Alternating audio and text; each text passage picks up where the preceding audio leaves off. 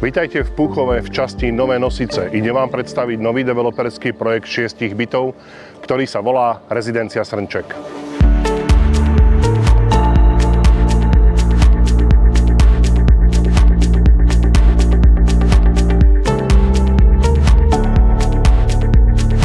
V bytovom dome budú aj komerčné priestory ako zubná ambulancia. A čo takto pizza? Hneď na prízemí sa nachádza zabehnutá pizzeria.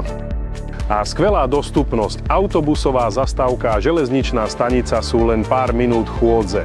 A overený developer, ktorý má za sebou už veľa projektov.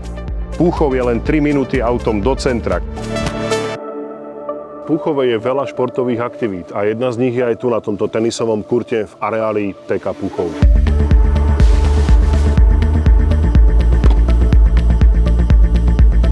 Aj v týchto priestoroch nás nájdete.